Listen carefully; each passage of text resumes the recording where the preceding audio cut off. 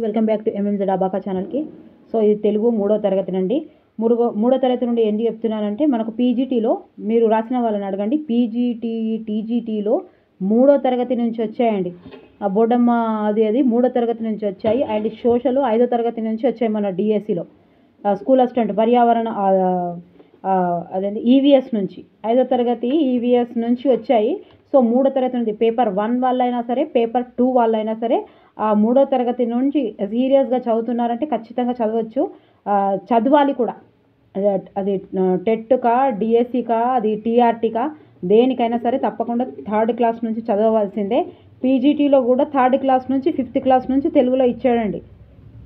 అందుకే చదివితే ఏం లేదు, ఒక 2 గంటలు కూడా పట్టది, టక చదివి పాడేస్తే. అందుకే 3వ తరగతి నుంచి స్టార్ట్ చేస్తున్నాను. ఈ 3వ తరగతి మొత్తం ఒక వీడియోలో అవుతుందా 2 వీడియోలో అవుతుందో తెలియదు. సో ఇది 2004 సిలబస్ ప్రకారం, కొత్త బుక్స్ ప్రకారం ఉంది కాబట్టి ఈ బుక్ తీసుకుంటున్నాను నేను. అండ్ ఇది నేను మొత్తం నా ప్రయత్నం చేస్తాను, అంటే ఈ బుక్లో ఉన్నది చెప్పడానికి ప్రయత్నం చేస్తాను. అయితే దీని తర్వాత బిట్స్ చెప్తాను. ఇప్పుడు 3వ తరగతి ఉంది కదా, 3వ తరగతి మొత్తం లెసన్స్ ఎక్స్ప్లెయిన్ ఇక్కడ రాసినట్టు ఎక్స్ప్లెయిన్ చేసి తర్వాత బిట్స్ చెప్తాను. నచ్చితే మాత్రం మీరు ఒక్కసారి కామెంట్ బాక్స్లో కామెంట్ చేసి రాయండి. పేపర్ 1 వాళ్ళైనా సరే, పేపర్ 2 వాళ్ళైనా సరే. ఫస్ట్ టైం ఎవరైతే చూస్తున్నారో తప్పకుండా 7th క్లాసు సోషల్ స్టార్ట్ చేసేది ఉండండి. దీని తర్వాత అది అప్లోడ్ చేస్తాను, ఒకదాని తర్వాత ఒకటి అప్లోడ్ చేస్తూనే ఉంటున్నాను. సో 7th క్లాస్ స్టార్ట్ అవుతుంది సోషల్. సో ఇప్పుడు ఇదిగోండి 3వ తరగతి, ఇది కూడా 10వ తరగతి వరకు ఇలాగే చేయాలని అనుకుంటున్నాను. మీకు నచ్చితే, నేను చెప్పే ప్రాసెస్ నచ్చితే, బోర్ కొట్టకపోతే, మీకేమైనా రివిజన్కి ఉపయోగపడితే తప్పకుండా ఒక్కసారి నాకు కామెంట్ బాక్స్లో కామెంట్ చేసి రాయండి, ఓకేనా? మరి నాకు చాలా కష్టపడవలసి వస్తుంది ఇవన్నీ ఎక్స్ప్లెయిన్ చేసి ఇట్లా చదివే వరకు. అది మీకు నచ్చకపోతే వేస్ట్ అవుతుంది కదా, మీకేం ఉపయోగపడకపోతే వేస్ట్ అవుతుంది. ఉపయోగపడుతుందని అనుకుంటున్నాను, ఎందుకంటే మీరు టెక్స్ట్ బుక్స్ చదువుతారు కాబట్టి ఇవి రివిజన్కి వస్తుంది ఖచ్చితంగా. మీరు ఒక్కసారి ట్రై చేయండి, ఓకే? నచ్చితే మాత్రం తప్పకుండా లైక్ చేయండి, సబ్స్క్రైబ్ చేయండి, షేర్ చేయండి, ఓకే? చేస్తున్న ప్రతి ఒక్కరికి నా మనస్ఫూర్తిగా ధన్యవాదాలు. ఇప్పుడు 3వ తరగతి చూద్దాము. ఇది ఎంతసేపు అవుతుందో చూసి, ఇందులో ఎన్ని లెసన్స్ వస్తాయో చూసి వీడియోస్ చేస్తాను, ఓకేనా? 1 అవుతుందా, 2 అవుతాయా, 3 అవుతాయా? Okay, done, okay. సో ఇలా వానదేవుడ 3వ తరగతిలో తెలుగు, 3వ తరగతిలో 1వ పాఠం వానదేవుడ. ఇది ప్రక్రియ గేయంకి సంబంధించింది. ఇతివృత్తమేమో పర్యావరణం. ఇది టెక్స్ట్ బుక్ చదివిన తర్వాత మీరు జర్నీలో ఉన్న ఎక్కడ ఉన్న రివిజన్కి మాత్రం 200% ఉపయోగపడుతుంది, ఓకేనా? వానల్లో కురవాలే వానదేవుడా, వరిచేలు పండాలే వానదేవుడా అనే గేయ పంక్తులతో ఈ పాఠం మొదలవుతుంది. పై గేయంలో గల అలంకారము అంత్యానుప్రాస అలంకారం, ఓకే? అంత్యానుప్రాస అలంకారం. వానదేవుడా వానదేవుడా అని వచ్చింది కాబట్టి. చెరువులు నిండాలి, అలుగులై పారాలి అనే పంక్తులు ఇందులోనేవే. బీడు భూమిల్ని ఎలా తడవాలి, బీడు భూముల్ని ఎలా తడవాలి, బీరాన తడవాలి. పంట భూముల్ని ఎలా మారిపోవాలి, పంట భూములన్నీ ఎలా మారిపోవాలి. 12 రకాల ధాన్యాలు పండేలా మారిపోవాలి. సో వలసపోయినోళ్ళంతా ఊళ్ళకు రావాలి, బతుకులు మారాలి, సౌభాగ్యం అందాలి వానదేవుడా అని ఈ గేయం ద్వారా తెలియజేయబడింది. వానదేవుడా. బీరాన అంటే అర్థం తొందరగా, ఇది కూడా ఇంపార్టెంట్. ఇది తెలంగాణ పదంలో కూడా ఇవ్వచ్చు. వానదేవుడ గేయంలోని ప్రాస పదాలు కురవాలే, నిండాలే, పండాలే. వాక్యం కొన్ని పదాలతో ఏర్పడుతుంది, పదాలు కొన్ని అక్షరాలతో ఏర్పడతాయి. మనం పలికే ధ్వనులను, గుర్తులను ఏర్పరచుకున్నాము. ఈ గుర్తులనే మనం అక్షరాలు అంటాము. టోటల్గా లెసన్ ఇచ్చాడు కాబట్టి నేను మొత్తం ఇక లెసన్ మొత్తం టెక్స్ట్ బుక్ చదివినాక కూడా ఇది మొత్తం ఇంకా రివిజన్ లాగానే అవుతుంది, ఓకేనా? అక్షరాలన్నింటినీ కలిపి వర్ణమాల అంటున్నాము. అచ్చులు ఆ నుండి ఔ వరకు గల అక్షరాలు, ఉభయక్షరాలు. అరసున్నా సున్నా విసర్గ. హల్లులు కా నుండి రౌతి వరకు, ఓకే? సెకండ్ లెసన్ అర్థమైందా ఇక్కడ వరకు, ఓకేనా? సెకండ్ లెసన్ బాలభీముడు ప్రక్రియ. బాలభీముడు లెసను ప్రక్రియనేమో కథ, ఇతివృత్తం, ఇతిహాసం. బాలభీముడు పాఠ్యభాగం ఇతిహాస ఇతివృత్తానికి సంబంధించినది. ఇతిహాసం అనగా ఇది ఇట్లు జరిగింది అని అర్థం. ఇతిహాసంలో కథకు ప్రాధాన్యం ఇస్తారు. పాండురాజు 5 కొడుకుల్లో భీముడు రెండవవాడు. పాండురాజులు పంచపాండవులు ఎంతమంది? 5 కొడుకుల్లో భీముడు ఎన్నవాడు? రెండవవాడు. బాలుడు పెద్ద బండరాయి మీద కింద పడగా అయ్యా నా చిట్టి తండ్రికి ఏమైందో అని కంగారు పడింది ఎవరు? కుంతీదేవి. ఈ క్వశ్చన్ కూడా వచ్చింది. టీజీటీ పీజీటీ రాసిన వాళ్ళని అడగండి. బండరాయి మీద పడగా ఎటువంటి దెబ్బ తగలకుండా ఆ బండరాయే ముక్కలయ్యింది. ఆ రాయి మీద పడ్డ బాలుడు ఎవరు? బాలభీముడు. పాండరాజు అన్న ధృతరాష్ట్రుడు. పాండరాజు కుమారులు పాండవులు, ధృతరాష్ట్రుని కుమారులు కౌరవులు. కౌరవులు ఎంతమంది? 100 మంది. పాండవులు ఎంతమంది? 5. పాండురాజు కుమారులు ఎవరు? పాండవులు. ఇక పాండవులు. ఓకే. ధృతరాష్ట్రుని కుమారులు కౌరవులు. ధర్మరాజు, భీముడు, అర్జునుడు, నకులుడు, సహదేవుడు ఎవరు? పంచపాండవులు. మళ్ళీ ఒకసారి చెప్పండి. ధర్మరాజు, భీముడు, అర్జునుడు, నకులుడు, సహదేవుడు పంచపాండవులు. 100 మంది కౌరవులలో పెద్దవాడు దుర్యోధనుడు. ఎట్లా గుర్తుపెట్టుకుంటారు మరి? 100 మంది కౌరవులలో పెద్దవాడు. అదేమో సాంగ్ ఉంది, ఈ దుర్యోధన దుశ్శాసన ఏమో ఉంది కదా, ఆ సాంగ్ గుర్తుపెట్టుకోండి. దుర్యోధనుడు అంటే 100 మంది కౌరవులలో పెద్దవాడు ఈ దుర్యోధనుడు. బండని పగలగొట్టిన ఈ బాలుడు సామాన్యుడు కాదమ్మా అని ఎవరి గురించి చుట్టుపక్కల వాళ్ళు చెప్పారు? బాలభీముని గురించి చెప్పారు. భీముడు కోపంతో చెట్టు మొదలు పట్టుకొని గట్టిగా ఊపగా పండ్లలాగా జల కిందికి రాలిపడ్డది. ఎవరు? కౌరవులు. ఒంటరిగా ఉన్న భీమునికి విష ఆహారం తినిపించింది ఎవరు? దుర్యోధనుడు. కౌరవులు భీమునికి విష ఆహారం పెట్టి నదిలోకి దొర్లించగా విషాన్ని పీల్చి అపాయం కలగకుండా చేసినవి ఎవరు? నదిలోని విష సర్పాలు. పాతాళ లోకంలో ఉన్న భీముని బంధువు పేరు ఎవరు? నాగరాజు. ఎవరి దయ వల్ల భీముడు 1000 ఏనుగుల బలాన్ని పొందాడు? నాగరాజు. దుర్యోధనునికి భీమునికి జరిగిన గదాయుద్ధంలో గెలిచినది ఎవరు? భీముడు. నాయనా నీ బలాన్ని ఇతరులకు మేలు చేసేందుకు ఉపయోగించు అని భీముడితో అన్న మాటలు ఎవరు? కుంతీదేవి. నా బలంతో చెడ్డవాళ్లకు శిక్షిస్తా, మంచి వాళ్లకు రక్షిస్తా అని ఎవరితో అన్నారు? భీముడు వాళ్ళ అమ్మతో అన్నాడు. ముక్కు మీద వేలు వేసుకోవడం ఆశ్చర్యమైన సందర్భంలో ఈ జాతీయాన్ని వాడుతారు. ఓకే. 2 లెసన్లు అయిపోయినాయి. 3వ లెసన్ అమ్మ. ఓకేనా? మీకు ఏమైనా అర్థమవుతుందా అండి? మీరు టెక్స్ట్ బుక్ చదివి ఉంటే తప్పకుండా అర్థమవుతుంది. ఇది కొంచెం ఇవి 2004 కాబట్టి ఇది న్యూ సిలబస్ కాబట్టి, అంటే కొత్త బుక్ లేదు కాబట్టి ఒక్కసారి వీడియోస్ చూడండి. ఎక్కడైనా కూర్చున్నా, మీరు స్కూళ్ళల్లో పనిచేస్తున్నా, అక్కడ కూడా వర్క్ చేస్తున్నా, అక్కడ కూడా ఒక్క 15 నిమిషాల వీడియో, 20 నిమిషాల వీడియో చూస్తే ఇలా కొంచెం తప్పకుండా ఏదో ఒకటి వచ్చేస్తూనే ఉంటుందండి మనం వీడియో వింటుంటే. అమ్మ 3వ పాఠం, 3వ తరగతిలో 3వ పాఠం. ప్రక్రియ గేయం.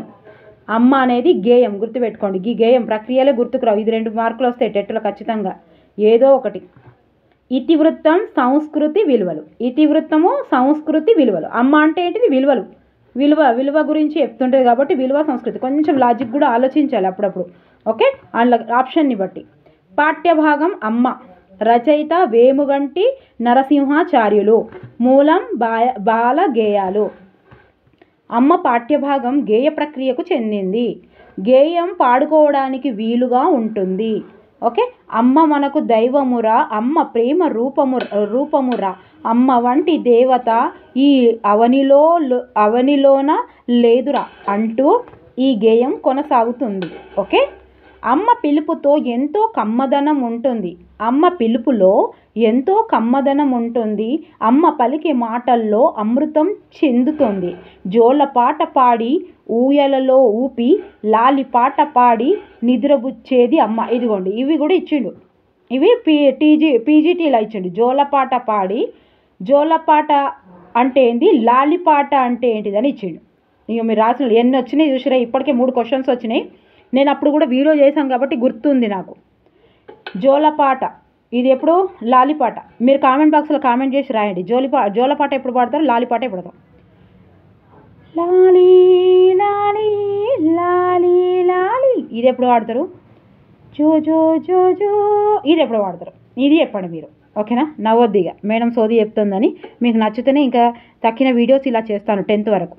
నాకు ఓపిక ఉంది, నాకు చెప్పడానికి ఓపిక ఉంది, మీకు వినడానికే. ఓకే, లాలిపాట జోలపాట ఎప్పుడు పాడతారో దయచేసి మీరు యాక్టివ్గా కావాలని చెప్తున్నాను. అక్కడ రాయండి. తన రక్తము పోసి మనను కనిపెంచెనురా, తీపి కథలు చెప్పి బువ్వ తినిపించెనురా. ఈ పంక్తులు గేయ ప్రక్రియకు చెందిన అమ్మ పాఠ్యభాగంలోనివి. ప్రక్రియ కథ. కాఠిన్యం కంటే ప్రేమ దయ ఉన్న వాళ్ళకే అందరి మన్నవ దొరుకుతుంది అనే సూక్తిని బోధించే కథ దయ. ఇవన్నీ ఏంటి నీటిగా ఇచ్చి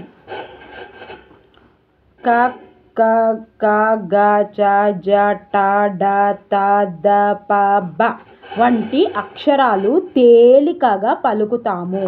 ఇట్లా తేలికగా పలికే అక్షరాలను అల్పాక్షరాలు అంటారు. అల్పాహారం అంటే ఏంటిది? బ్రేక్ఫాస్ట్ లైట్గా తీసుకునేది అల్పాహారం అంటాము. అల్ప ప్రాణాక్షరాలు అంటే ఇవి తేలికగా క క గ చ జ ట డ త ద ప బ వంటి అంటారు. ఖ ఘ ఛ ఝ ఠ ఢ థ ధ ఫ ఫ వంటి అక్షరాలు ఒత్తి పలుకుతాము. ఇట్లా పలికే వాటిని మహాప్రాణాక్షరాలు అంటారు. ఇవి ఎంత గుర్తుకుంటాయి చూడండి. ఇవి ఒత్తున్నాయి కాబట్టి ఇవి మహాప్రాణాక్షరాలు. ఒత్తున్నాయి కాబట్టి కొంచెం గట్టిగా ఒత్తి పలుకుతాం కాబట్టి ఇవి దీనికంటే పెద్దయే. అట్లా గుర్తుపెట్టుకోండి. ఇవి మహాప్రాణాక్షరాలు అంటారు. ఓకే, తర్వాత 5వ వరుస నిలువు అక్షరాలను ఏమంటారు? అనునాసికలు అంటారు. అనునాసికములు అంటారు. పంచవర్గాక్షరములు ఎన్ని? 27. ఓకే, అవి చిన్నగానే ఉన్నాయి. మూడు లెసన్స్ చిన్నగా ఉన్నాయి. టపటప అయిపోతుంది. ఒక్క నిమిషం మీరు ఒక్క వీడియో చూస్తా అంటే ఖచ్చితంగా 20 నిమిషాలు పట్టని, 30 నిమిషాలు పట్టని, మొత్తం 3వ తరగతి చెప్పాలని ఉంది. ఒకసారి అయితే చూద్దాం. నాకు ఒకటి చెప్తే తెలుస్తుంది కదా. మన పండుగలు 4వ పాఠం. ఓకే, ప్రక్రియ, సంభాషణ, ఇతివృత్తం, సంస్కృతి.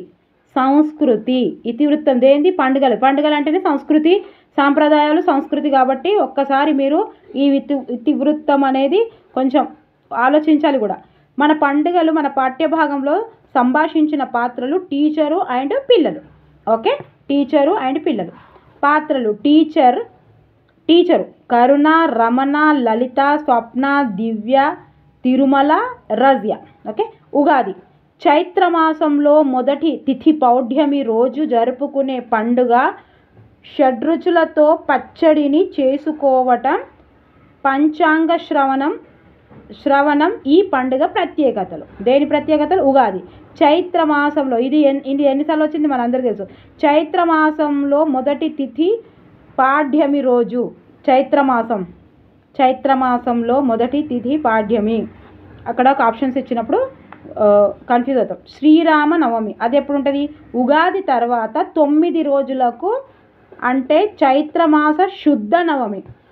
ఇదేమో చైత్రమాసంలో మొదటి తిథి ఉగాది ఫస్ట్ వస్తుంది కాబట్టి మొదటి తిథి గుర్తుపెట్టుకోవాలి. చైత్రంలో ఫస్ట్ పండుగ ఉగాది కాబట్టి ఉగాదే శివరాత్రియా చెప్పండి? అంటే కొత్త సంవత్సరం స్టార్ట్ అయ్యేది ఎప్పుడు? ఉగాది నుంచే కదా. కొత్త సంవత్సరం స్టార్ట్ అయ్యేది ఉగాది నుంచే కాబట్టి ఇది మొదటిది అని గుర్తుపెట్టుకోండి. అట్లా గుర్తుపెట్టుకోమని చెప్తున్నాను. చైత్రమాస శుద్ధ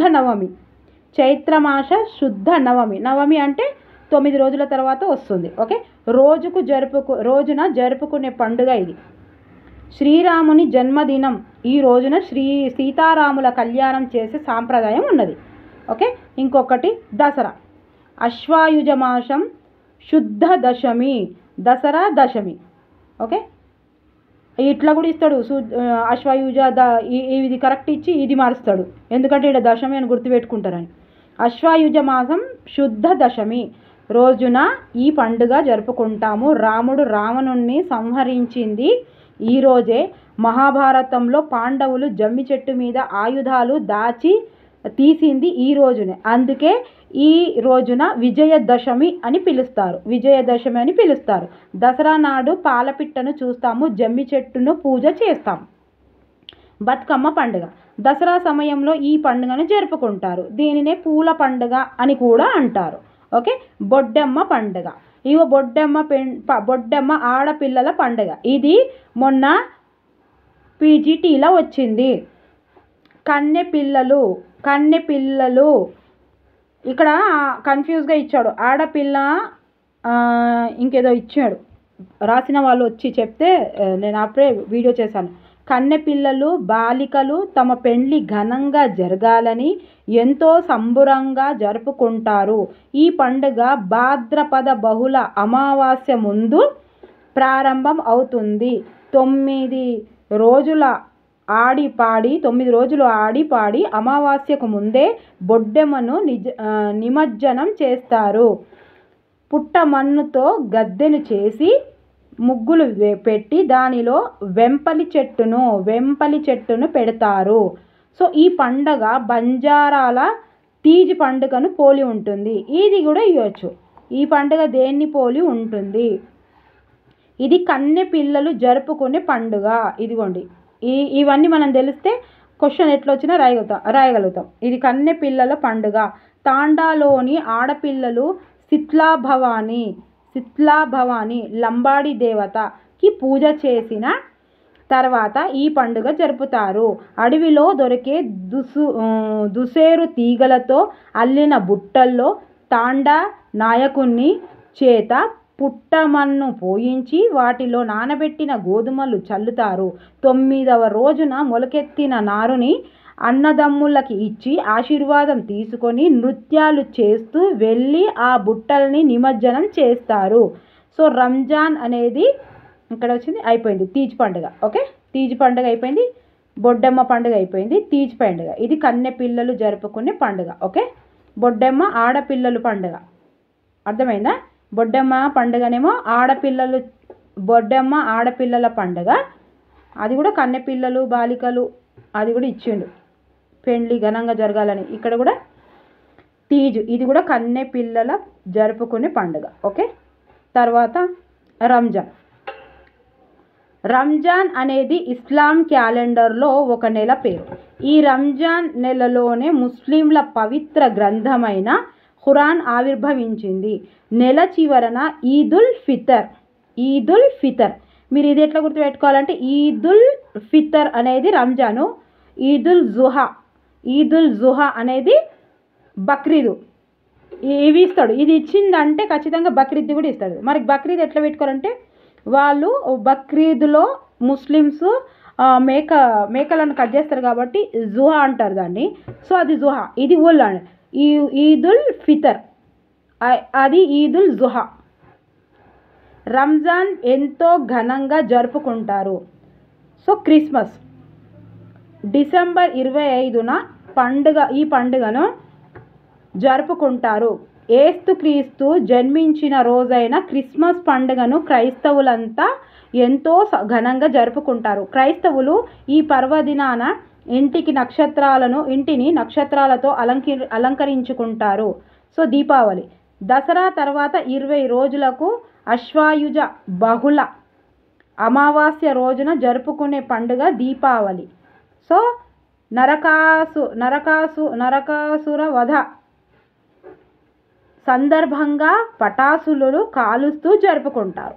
సో వినాయక చవితిని పుట్టిన రోజును వినాయక చవితిగా జరుపుతారు. సో పేపర్ 2 వల్ల అయినా సరే ఎంత ఇన్ఫర్మేషన్ ఉందండి. 3rd క్లాస్లో అస్సలు వదలొద్దు. 3rd క్లాస్ నుంచి అది డెట్ అయినా డిఎస్ అయినా టీఆర్టీ అయినా శివరాత్రి లింగోద్భవం జరిగిన రోజును శివరాత్రిగా జరుపుకుంటారు. సో తర్వాత సంక్రాంతి, సూర్యుడు మకర రాశిలో ప్రవేశించే రోజును మకర సంక్రాంతిగా ఘనంగా జరుపుకుంటారు. రథసప్తమి పండుగ ఏ మాసంలో వస్తుంది? మాఘమాసం. మాఘమాసం ఎప్పుడు వస్తుందో గదే గుర్తుపెట్టుకోవాలి. రథసప్తమి పండుగ ఏ మాసంలో వస్తుంది? ఇప్పటికే బోర్ అంటే మేడం ఇక చంపుతున్నారా అంటారా? ఏం కదా, ఉట్టిగానే చెప్తున్నా. ముస్లిం సోదరులు రంజాన్తో పాటు త్యాగానికి ప్రతీకగా బక్రీద్, మొహర్రం పండుగలను పెద్ద ఎత్తున జరుపుకుంటారు. సో బొడ్డెమ్మ పండుగ లాగానే గిరిజనులైన లంబాడీలు జరుపుకునే పండుగ తీజ్ పండుగ. ఓకే. తర్వాత తెలంగాణ రాష్ట్రంలో హిందూ, ముస్లిం, క్రిస్టియన్లు కలిసిమెలిసి పండుగలను ఘనంగా జరుపుకుంటారు. దీనికి నిదర్శనాలు హిందువులు చేసుకునే పిండి వంటలను ఇతర మతాల వారికి పంచటం, పీర్ల పండుగ హిందువులు ముస్లింలు కలిసి చేసుకోవటం, వినాయక నిమజ్జనం రోజు ముస్లింలు చలివేంద్రాలు ఏర్పాటు చేసి జనానికి నీళ్ళందించటం, ముస్లిం పండుగలప్పుడు హిందూ, క్రిస్టియన్లు భోజనానికి పిలవడం. ఓకే, చూసారా? భిన్నత్వంలో ఏకత్వం మన దేశం. ఉగాది పండుగ చైత్రమాసం మొదటి తిథి పాడ్యమి. శ్రీరామ నవమి పండుగ చైత్ర శుద్ధ నవమి రోజున. విజయదశమి అశ్వాయుజ మాసం శుద్ధ దశమి. రంజాన్ పండుగ ఖురాన్ ఆవిర్భవించిన నెల. క్రిస్మస్ పండుగ డిసెంబర్ 25 క్రీస్తు జన్మదినం. తీజ్ పండుగ లంబాడీల బొడ్డెమ్మ పండుగ లాంటిది. ఓకే, ఇక్కడికి 4 లెసన్స్ అయిపోయినాయి. సో 3వ తరగతిలో 14 లెసన్స్ ఉన్నాయి. 7 2 వీడియోలు చేస్తాను. అండ్ అందరి కవులు ఒక జాలి పెడతా. ఓకే, అన్ని వీడియోస్ మాత్రం మీరు చూడండి. ఇంకొకటి చిన్న చిన్నగా ఉన్నాయి, ఇవి 2 పెట్టేద్దాం. 5వ లెసను కాకుల లెక్క. ప్రక్రియనేమో కథ. కాకుల అనగానే కథ గుర్తుపెట్టుకోవాలి ప్రక్రియ. ఇక హాస్యం, కాకుల లెక్క అంటే జోకు, ఇక హాస్యం అని గుర్తుపెట్టాలి. ఓకే, ఇతివృత్తం. అక్బర్ ఆస్థానంలో తెలివైన మంత్రి ఎవరు? బీర్బల్ అంటే అక్బర్కి ఎందుకు ఎక్కువ ఇష్టం? సమయస్ఫూర్తి, తెలివితేటల వలన. ఓకే, సభలో బీర్బల్ కన్నా తెలివైన వాళ్ళమని ఉద్దేశం కలిగిన వారిని కళ్ళు తెరిపించడానికి పరీక్ష పెట్టదలిచినది ఎవరు? అక్బర్. సో కాకుల లెక్కను ఏ ప్రాంతంలో లెక్కించారు? ఆగ్రాలో ఎన్ని కాకులు ఉన్నాయని బీర్బల్ అక్బర్తో చెప్పాడు? 6803 కాకులు. బీర్బల్ కాకులను లెక్కించకుండా హాయిగా విశ్రాంతి తీసుకొని ఆ పరీక్షను ఎదుర్కొన్నాడు. ఇందులో ఉన్న నీతి, బుద్ధి బలం, సమయస్ఫూర్తివి గొప్పవి. కాకుల లెక్క కథలో అక్బర్ మన్ననను, అక్కడి సభికుల ఆమోదాన్ని పొందింది ఎవరు? బీర్బల్. ఓకే, ఏకవచనం, బహువచనాలు. కాకి, కాకులు. ఉద్యోగి, ఉద్యోగులు. కూర్చున్నారు. లెక్కలు, వందలు. 6వది లేగదూడ ఏంటిది? ప్రక్రియ, గేయం. ఇవే గేయం ఎట్లా గుర్తుంటాయి అంటే కొంచెం బుక్ చూస్తేనే గుర్తుంటాయి. ఇప్పుడు కాకులు అంటే కథ గుర్తుంటుంది మనకు, కానీ లేగదూడ అది దేని గురించి ఉందో తెలియాలంటే ఖచ్చితంగా మనం టెక్స్ట్ బుక్ చూడాల్సిందే. ప్రక్రియ, గేయము. ఇతివృత్తము భూతాదయ. సృష్టిలోని ప్రతి జీవి మీద జాలి, దయ కలిగి ఉండడమే భూతాదయ.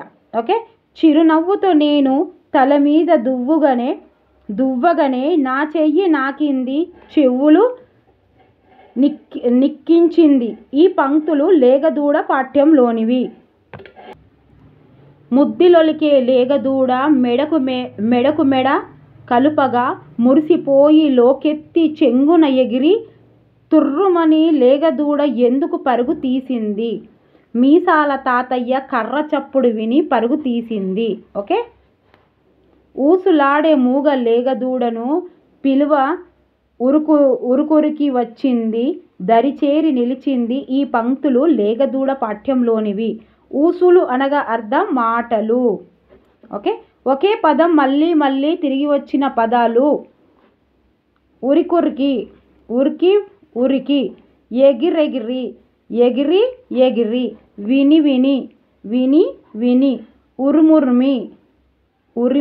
ఉరిమి. జంట పదాలు.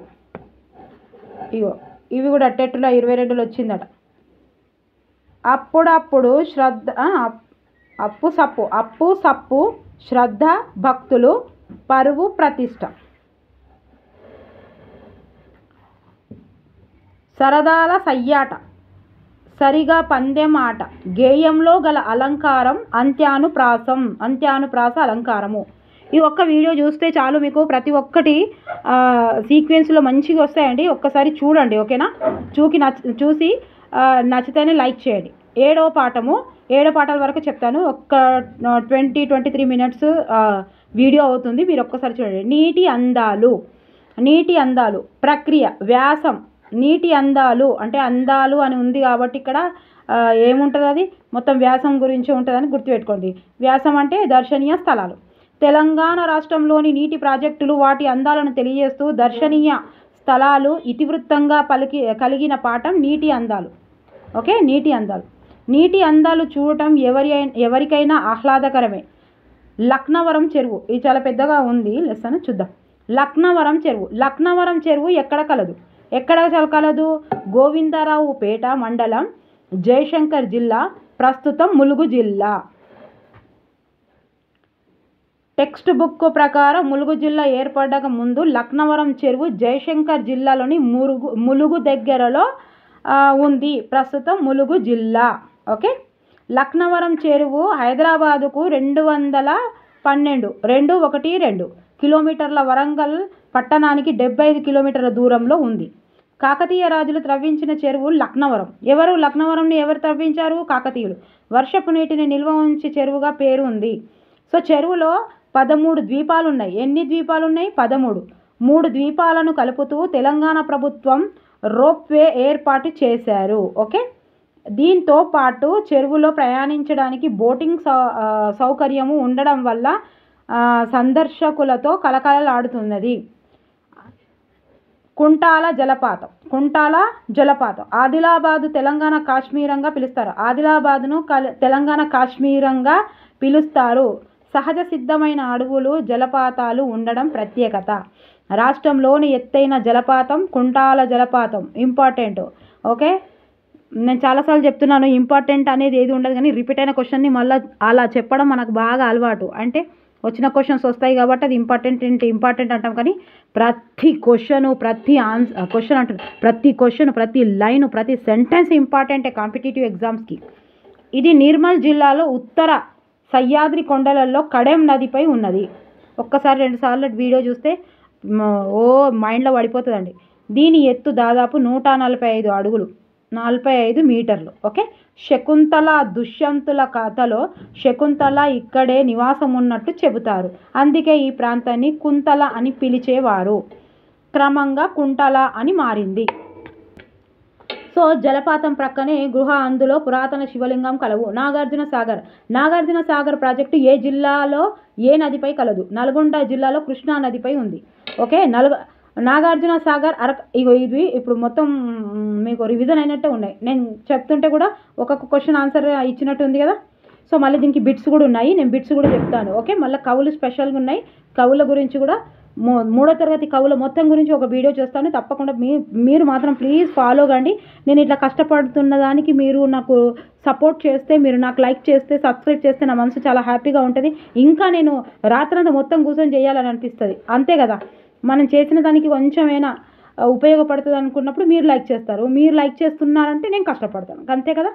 సో సంతోషపడాలి, అంతే, సంతోషంగా ఉండాలి మనసు.